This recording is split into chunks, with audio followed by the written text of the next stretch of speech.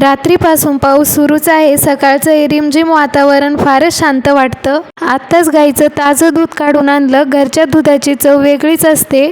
ताज्या दुधात मस्त गरमागरम चहा केला. पावसातील खरी मजा हीच असते. बाहेरचं वातावरण पण खूपच छान झालेलं होतं. प्रिशू बघा सकाळी सकाळीच मोबाईल बघतीये. चहा घेतल्यानंतर लगेच देवपूजा करून घेतली. देवपूजा झाल्यानंतर लगेच स्वयंपाकाला लागले. आज वरण बनवायचं होतं, तर मग मी अगोदर वरण टाकलं शिजवायला.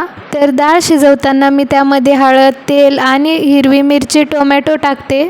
असं केल्यामुळे वरणाला खूप छान टेस्ट येते. त्यानंतर लगेच प्रिशूला आंघोळ घातली. तिचं आवरलं. ती मस्त खेळतीये. बघा किती छान खेळतीये ती. आणि त्यानंतर लगेच पोळ्या केल्या आणि वरण पण बनवून घेतलं. आणि आज द्वादशी असल्यामुळे सर्व देवांना मी नैवेद्य ठेवला. अगोदर देवघरामध्ये ठेवला, त्यानंतर तुळशीजवळही ठेवला. आणि त्यानंतर आज आली होती प्रिशूची आतू. तर प्रिशू बघा किती खुश झालेली आहे. ते आल्यानंतर त्यांना 1 मिनिट पण सोडत नाहीये. ती त्यांच्यासोबतच राहतीये. तर आजचा व्लॉग इथेच थांबूया. भेटूया नेक्स्ट व्लॉगमध्ये. तोपर्यंत बाय बाय.